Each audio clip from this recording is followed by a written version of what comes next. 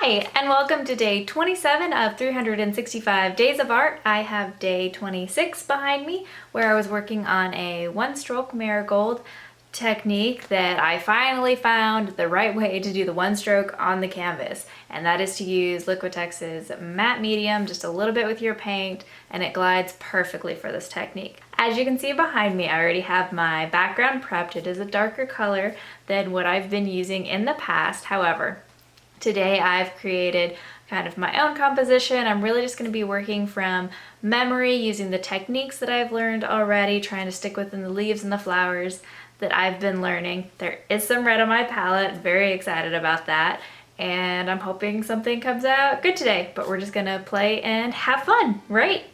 Okay, let's paint. I've got my colors on the palette. You want to give yourself plenty of room for this technique. So I have Mauve Pale, Bordeaux Red, Naples Yellow, Olive Green, Mars Black, Cold Gray, and Titanium White. These are all colors by Arteza Acrylics. I've got my usual set of brushes. You can see the script liner on the end, the rounded flat brush, and two flat brushes. One a little bit bigger, I think that's my 1/2 inch. The other one is a size 4. Here we go, starting off with a couple of little leaves. Pardon me not showing you guys where I first started. I kind of messed up my camera angle for this video, so I have to skip a couple of things because my head is just totally in the way. But we're just doing, you can see where I have the circles, and I've marked out where I kind of think that I want to have my flowers end up, so that I knew where I should put kind of my background greenery. I really wish that I had planned it out a little bit more, and you're going to see by the end of this that it's a little crowded, and that's why it's always good to sit down and really plan out the composition of your painting so that you know exactly where you want everything. I actually end up putting this leaf right here a little too close, even though it comes out quite nicely, but that's what's sad about it, is that it mostly gets covered up.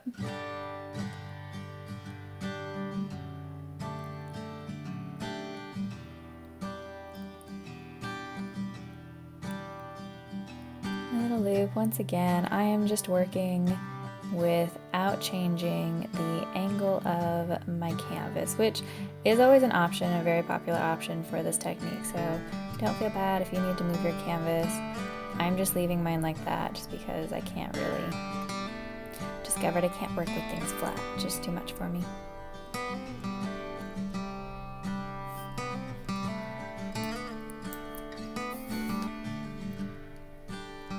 Here come these guys. Immediately after I did the first one. You know that moment where it's like you're watching the car crash but you can't stop it happening? That's pretty much me and these little guys.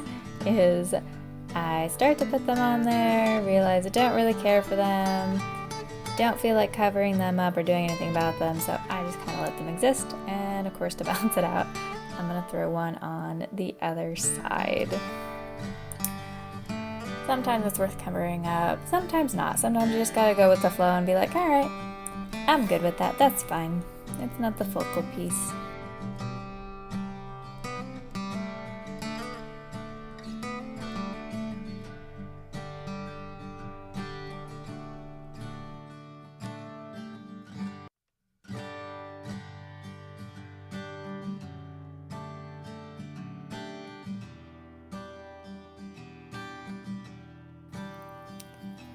Here comes the first of the chrysanthemums. Super fun and pretty. I actually really like the colors here, so I didn't just use that purple straight, I actually mixed it with the gray, and then I loaded the kind of gray purple on the inside of my brush and the cold gray on the outside, and I think that just creates these really calming colors that are nice. And so to create the contrast between the petals in the back and each layer, I either add a little more white or a little more gray, kind of changing the tone of my colors so that you can see each layer of petals and they don't just fade into each other. You also want to make sure that you can see the tips where the cold gray is. That's kind of, you know, giving you the highlights, but you really want to make sure you bring that purple up in there, and then when you put on each layer, that you don't cover up those shadows. That's what's going to make your flowers look just really flat, but when you do that, you get all the shadows and it's wonderful. Mistakes were made. That's okay. I still had fun doing it. Mostly what you see here is I should have kind of done a spread out pattern with some lines to remind me that your petals should always come back to the center of your flower. Because if you think about the way that flowers grow, they all come out from the bud. So they do all grow from the center like that. And that's what's going to give you the most natural lines. This was a flower that I had not practiced, that I came across and I still wanted to do. This is the beginning of a sunflower is what it is. And I just want to perfect the sunflower so bad. I don't think it's going to happen with this technique. I do love that red though. It's a gorgeous red.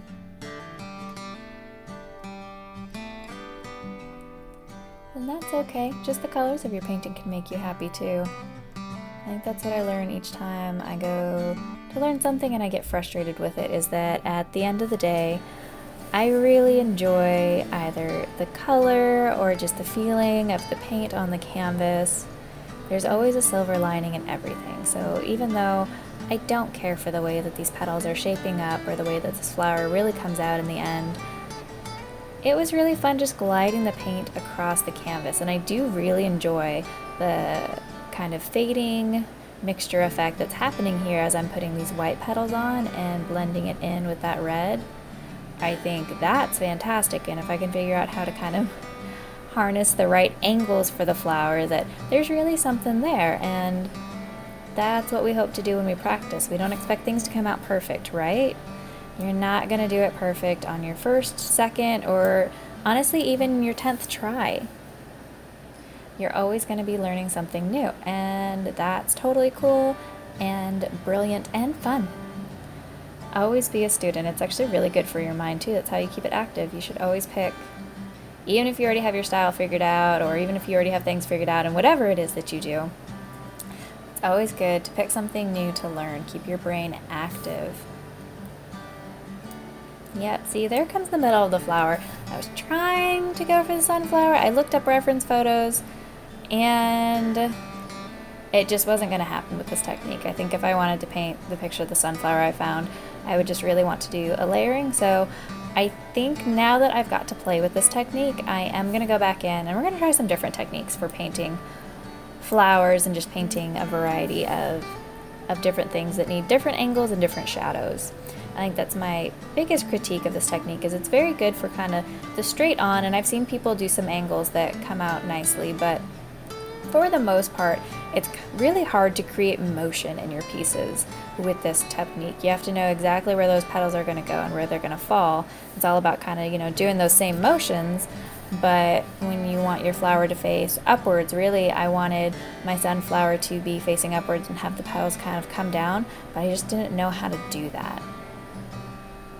And that's okay. That just means I have the awesome opportunity to learn how to do that, and hopefully that'll be something here soon.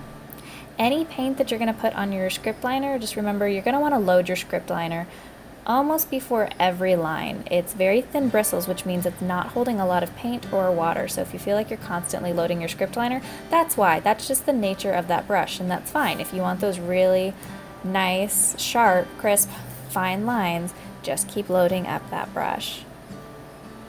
And there it is. Everything all said and done. That's what I decided was good enough. You can see I added in that third carnation there. I just really wanted something on there that I liked, so that was my little pat on the back to me. I'm definitely going to be using those carnations. But looking at it, I'm good with it. I feel like it's actually a really good color palette for the piece. So there's another silver lining. I love all the colors, the way they play together. That red and that silver purple, I think, are just, it's gorgeous. I like it a lot. But always getting better. I feel a lot better about this technique. I also feel ready to move on and mix things up a little bit, but I do plan on coming back to it, and this will probably pop up again now that I have a better feel for it. I think this is one of the things I will keep in my arsenal of techniques that I want to get better at and to use I really want to get good at sunflowers. Not terribly happy with the way the sunflower came out, so I may try a different technique for sunflowers. We'll see. I'll get up to something, I'm sure. Moving on, at least for a little bit, I would love to know what you guys would like to see me paint, whether it's objects or a type of technique that you would like me to check out. Hit me up down in the comments. Feel free to post down in the comments anything artsy that you are getting up to, things that you would like to see me try, people, places, things, techniques, and I will take a look. Let's chat about something artsy. Can't wait to see you guys tomorrow for day 28. Bye.